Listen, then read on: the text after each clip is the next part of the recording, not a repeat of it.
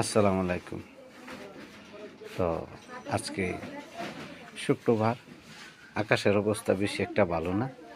তারপরও দেখেন আলহামদুলিল্লাহ এই কিষান আনছি বাড়িতে এই খেতে খেতে কাজ করার জন্য। সকালবেলা খুব সকালে 5 থেকে এখন তাদের জন্য নাস্তা নিয়ে যাইতেছি। সকালে তাদের সাথে আমার কথা না যে নাস্তার দুপুরে খাবার খাওয়ামো, তাদের সাথে আমার হাজিরাটা খালি কন্ট্যাক্ট আর হইলো ওই করা। এখন আমার সাথে আছে আমার ভাগ্নি আর হইলো ক্যামেরাম্যান। এখন আমার ভাগ্নি হলো শারীরিক প্রতিবন্ধী। তো আলহামদুলিল্লাহ দেখেন যাইতেছি আমার বাড়ি থেকে প্রায় 1/2 কিলোমিটার দূরে ক্ষেত। এখন এবার তো আমার ধানগুলা চুরি করে নিছে গা, তারপর 2 কানি ক্ষেত মাইর খাওয়ার পর একটা ক্ষেত করছিলাম, ওই ক্ষেতের ধানের পোলার ধানগুলো চুরে নিছে গা। যাক আলহামদুলিল্লাহ, আল্লাহর কাম সবই ভালোই। তো আমার মায় কইতেছে ধান জন নিচে গা এটা নিয়ে চিন্তা নাই, সামনে কীভাবে করবো এটা চিন্তা করো। তো আলহামদুলিল্লাহ আমি করতেছি, করার পরে এখন এই যে দেন আইটটা লয়ে যাইতেছি। হ্যাঁ, তো আইটটা যাওয়ার পরে এক বাড়ির ভিতর দিয়ে আমি পাতাইলে যাইতেছি, ঘুরে গেলে আরও অনেক দেরি হইব।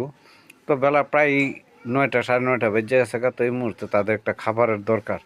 তো তাড়াতাড়ি আমার মায়ের নাস্তা রুটি আর বুটের ডাউল দিয়ে দিছে। এখন আমি পুকুর পাড়ের কাছাকাছি আয় পড়ছি। এখন এই সাইড দিয়ে যাইয়া এই যে ওই যে মুরব্বী, দেখবেন মুরব্বী পরিষ্কার করতেছে, যে সাইডের জংলাগুলো, এই জংলা যদি না পরিষ্কার করা হয় তাহলে ইঁদুরের বাসা বাঁধতে পর আবার ধানের ক্ষতি করবো অনেক। এই কারণে এটি পরিষ্কার করা, নাহলে এতটা পরিষ্কার করার দরকার আছে না। টাকা পয়সা এই যে মুরব্বী করতেছে আলহামদুলিল্লাহ। তো মুরব্বীর বাড়ি হইলো গাইবান্ধার লোক। এখন আমাদের পলাশের নরসিংদী জেলায় অনেক লোকই কাজ করে, ময়মনসিংহের লোক কমই পাওয়া যায়। তো আলহামদুলিল্লাহ তাদেরকে ডাকতেছি নাস্তা খাওয়ার জন্য এবং কইতেছি। হ্যাঁ, এবং ওই যে নিচে আরেক ভাই করতেছে, ওনারও ডাক করলাম ভাই ধরেন আমার হাত থেকে। তো ওনার কামসাই খাইছে। দেন আরেক ভাই ওই ক্ষেতের ওই কোনারে কাজ করতেছে, দেন দেখা যায় একটু আলাদিলা এই দেন।